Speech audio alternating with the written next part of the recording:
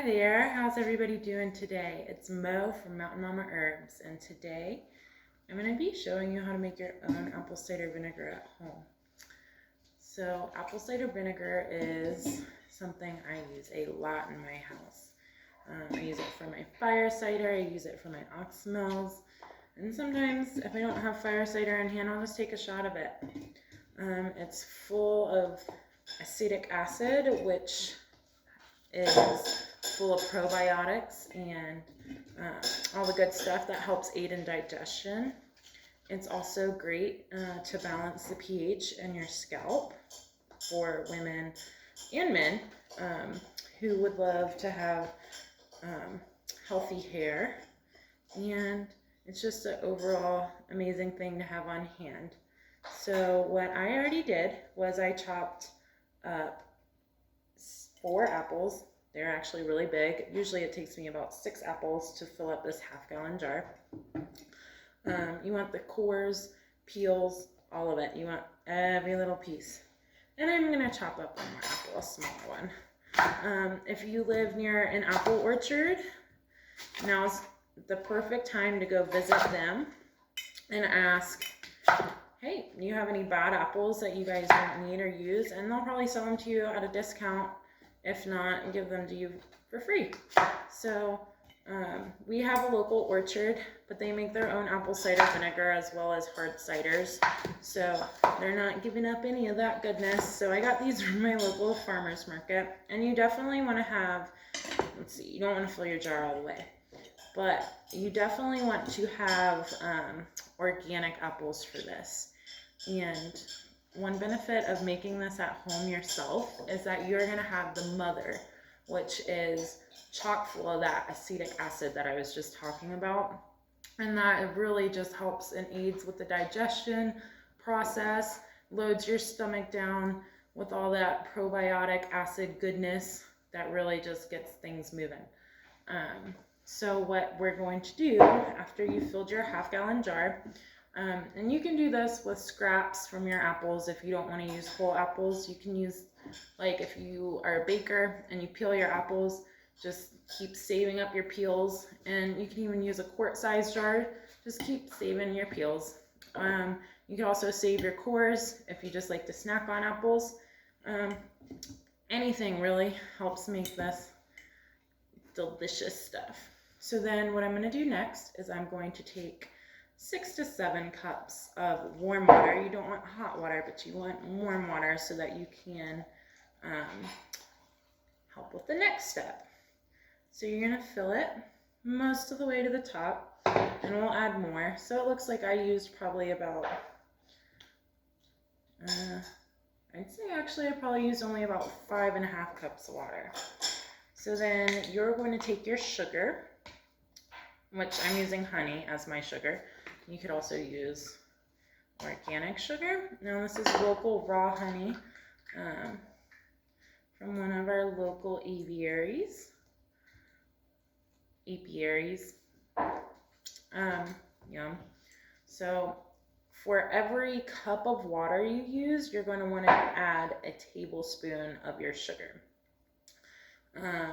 So you're just going to drop that in there. I'm going to go ahead and do 5 tablespoons, and this is what's going to create your yeast in your apple cider vinegar, and that's what helps it ferment. So there's 2, 3, and I really love making this, and this is why I don't fill it up all the way with the water, because as I don't know if you can see, but adding all this honey is really filling it up. So I've done 4 tablespoons so far, I think. Are you guys keeping count? I'm going to do 1 more, and I'm doing a little over for each one, so I'll probably just stop there, even though I did probably 5.5 cups of water. So, you know, if this is just for your family, go ahead, dig your finger in there and scrape all that goodness out. And then you want to, I'm going to put a lid on it and just give it a good shake so I can mix all that. So you're gonna shake it so you can get that honey dissolved. Woo! Give her a good shake. And once your honey is dissolved, there's not a lot of room to shake. You want it to fill up to the brim. Okay, that's probably good. Once you do that, so for this, you definitely want a metal lid and not one of the plastic reusable ones, because this next step is really important. So you're going to take some muslin or some cheesecloth, and you're going to cut enough to cover the lid. I like to fold mine over, so I'm going to do a pretty long sheet. So you do enough to cover your lid, and you're just going to take that and place it over. You're going to take your ring and screw that on, and this is so it can breathe but also keep all the yucky stuff out. So then there is that. So then you're going to take this, you're going to place it in, you can do a crock pot. I have seed mats that help keep it warm, and you want it to be warm and on your seed mat or in your crock pot for 2 weeks. And then after that 2 weeks is up, you're going to strain out this goodness, the apples, but you're going to keep the vinegar and it will continue fermenting. So you can move it to a smaller jar, and you actually you seal it. So you take a little lid, whether it be one of the reusable ones or just add your cover for this one. And you don't want to seal it all the way, but you're going to want to keep it kind of loose.